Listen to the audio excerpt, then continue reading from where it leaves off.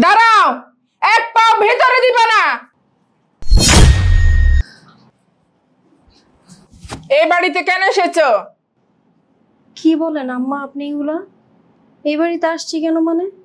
এটা তো আমার স্বামীর বাড়ি। চুপ, একটা কথা বলবি না। বেহায়া মেয়ে কোথাকার। আম্মা, আপনি এই সময় আমার সাথে এমন ব্যবহার কেন করতেছেন? আমার স্বামী মারা গেছে, আমার কি কষ্ট হইতেছে না? কি তোর কষ্ট হইতেছে? আরে তুই তো সুখে শান্তিতে আছস, তুই তো আনন্দে আছস। আমার ছেলে মারা গেছে, আমি বুঝতেছি। এই বাড়িতে তোর কোনো ঠাঁই নেই, তুই বের হয়ে যা। আম্মা, আপনার ছেলে মারা গেছে, আমারও কিন্তু স্বামী মারা গেছে। আমিও কিন্তু বুঝতেছি স্বামী হারানোর কষ্টটা কত। কি কইলি? আমার ছেলে মারা গেছে, তোর অনেক কষ্ট হচ্ছে? আমার ছেলে মারা গেছে, তুই তো বাচ্চা গেছস, তোর পথের কাটা দূর হয়ে গেছে, তুই তোর মন মতো নষ্টামি করতে পারবি। তোকে এখন বাধা দেওয়ার কেউ নাই। আম্মা, আপনি এগুলো কি সব কথা বলতেছেন? কি আর বলবো, তুই তো এটাই চাইছিলি। আম্মা, আপনার ছেলে মারা গেছে, আমার বাচ্চাটার বয়স মাত্র 3 মাস। আমি এখন ওর নিয়ে কোথায় যাবো এখানে না আসলে? ও তো আপনাদের বংশের বাতি, আপনার ছেলের শেষ স্মৃতি। চুপ থাক, নষ্ট নোংরা মেয়ে কোথাকার। আমার ছেলে প্রবাসে থাকে 3 বছর, আর তুই 3 মাসের বাচ্চা আনি বলতেছস এটা আমার নাতি, আমার বংশের বাতি না? কোত্থেকে পাপের ফসল নিয়ে আমার বাড়িতে আসছস, আর এখন আমার বাড়িতে আইসা তুই বলতেছস এটা আমার ছেলের বাচ্চা, আর আমি মাইনে নিব তোরে? আম্মা, আপনি আমার নিয়ে যাই বলেন আমি সব মাইনে নিব, কিন্তু আমার বাচ্চা নিয়ে অপবাদ দিয়েন না, এটা আপনার ছেলেরই সন্তান। চুপ, একদম চুপ। আর একটা মিথ্যা কথা বলবা না তুমি। তুমি হইছে একটা নষ্ট চরিত্রহীন মেয়ে। আমার ভাই প্রবাস গেছে 3 বছর যাবত, আর তুমি এখন এসে বলতেছো এটা নাকি আমার ভাইয়ের সন্তান। আমার ভাই তো 3 বছর যাবত দেশে আসেনি, তাহলে এই সন্তান আসলে কিভাবে? আমার বোনকে আপনারা মিথ্যা অপবাদ দিবেন না, আর বিশ্বাস করেন এই সন্তান আপনার ছেলেরই।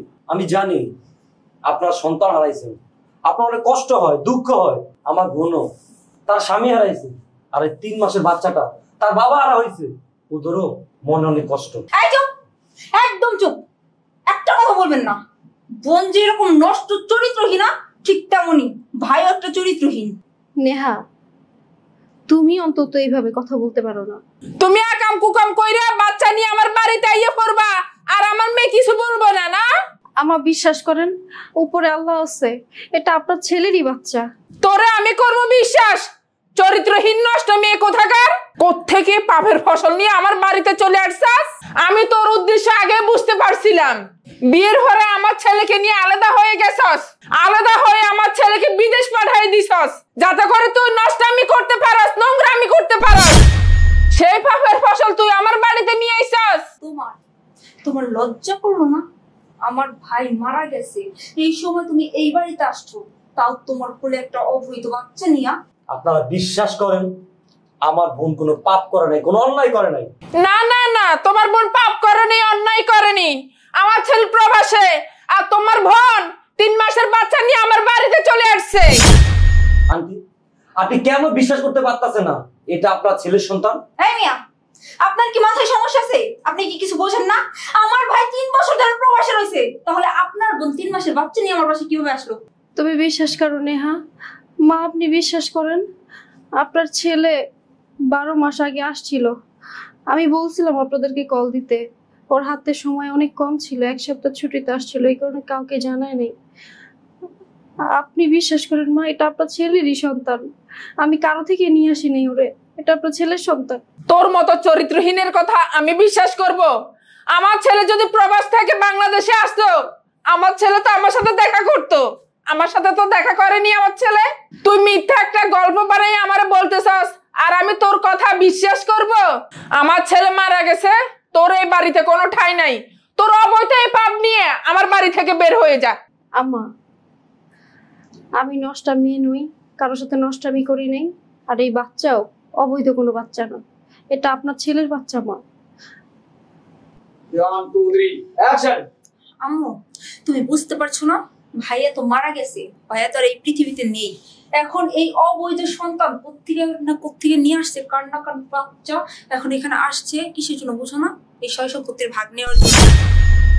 শোনো, তুমি এইটা ভাইবো না যে আমার ভাইয়ার নাম নিয়ে তুমি এই অবৈধ বাচ্চা নিয়ে আমাদের বাসায় থাকবা আর এই সয় সম্পত্তির ভাগ নিবা।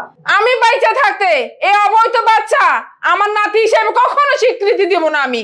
আপনারা বারবার কেন বলতেছেন অবৈধ অবৈধ? আমরা যে বলতাছি যে এই সন্তান আপনার ছেলেরই সন্তান, কেন আপনারা বিশ্বাস করতে পারতেছেন না? আমার বোন কোনো পাপ করে নাই, অন্যায় করে নাই, তারপরেও কেন আপনারা আমার বোনের চরিত্রে কলঙ্কের দাগ লাগাইতেছেন? তোমার বোন পাপ করে নাই, অন্যায় করে নাই। তোমার বোনকে জেনে বাচ্চা বাচ্চা দিয়ে গেছে। শোনেন আম্মা, এটা আমার স্বামীর বাড়ি আর এটা আমার সন্তান। আমি আমার সন্তানকে নিয়ে কোথাও যাব না। তাছাড়া আপনি তো জানেন আমার বাবা মা নেই, শুধুমাত্র একটা ভাই আছে। ওর সংসারে টানাটানি, ও আমাকে আমার বাচ্চাকে কিভাবে দেখবে? আম্মা প্লিজ, আমার জন্য না হোক, আপনার নাতিটার মুখের দিকে তাকে আমাকে এই বাসা থেকে বের করে দিয়েন না। একটু দয়া করুন আম্মা। আপনি আপনার সন্তান হারাইছেন, আমার বোন তার স্বামী হারাইছে, এই বয়সে ও বিধবা হয়েছে। একবার ভেবে দেখেছেন ওর কতটা কষ্ট? আমার ছেলে নেই তো কি হয়েছে? তোমার বোনের স্বামীর অভাব নেই, তোমার বোনের নাগরের অভাব নেই। আপনার কি ঈমান আমল বলতে কিচ্ছু নাই? আপনি কি মরবেন না? আপনার কি মরার ভয় নাই? আমরা আল্লাহর কসম কেটে বলছি, আর এখনো বলছি, এই বাচ্চা আপনার ছেলের বাচ্চা, এই বাচ্চা আপনাদের বংশের বাতি। তারপরও কেন আপনারা বিশ্বাস করতেছেন না? এই যে আপনি আপনি আর আপনার বোন মিলে যে বড় বড় কথা বলতেছেন, এই বাচ্চা যে আমার ভাইয়ের, কি প্রমাণ আছে? তোমরা প্রমাণ চাও না? তোমার ভাই যে আসছিল, এক সপ্তাহ আমার সাথে ছিল, তার সব প্রমাণ আমার কাছে আছে। আমি দেখাইতেছি। ফোনটা দে ভাই।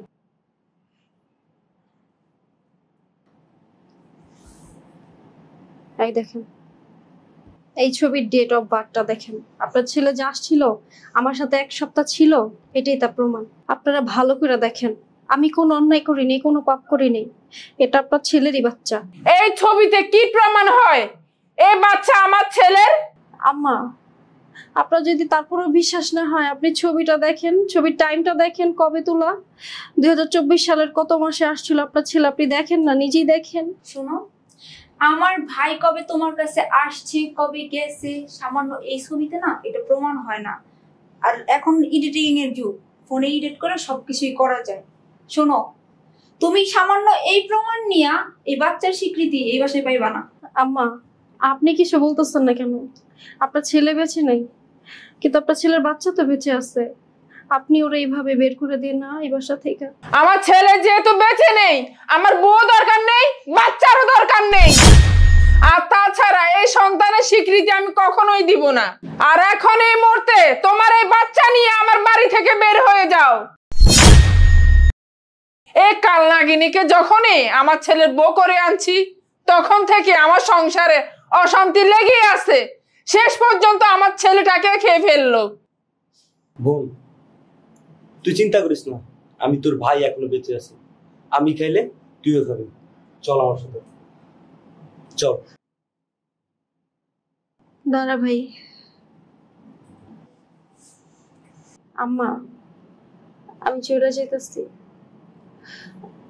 আপনি হয়তো এই বাসা আমাকে রাখবেন না, কিন্তু আমার একটা কথা রাখেন। আজকে তো আপনার ছেলের লাশ আসবে। আমি আপনার ছেলেকে দেখে ওর দাফন কাফনের পরে চলে যাব। না, তুই আমার ছেলের লাশ দেখতে পারবি না। তুই আমার ছেলের লাশ দেখলে আমার ছেলের পাপ হবে। তুই একটা পাপী, তুই একটা চরিত্রহীন নষ্ট মহিলা। আমার ছেলের লাশ আসার আগে তুই এক্ষুনি এই মুহূর্তে আমার বাড়ি থেকে বের হয়ে যা। চল বোন।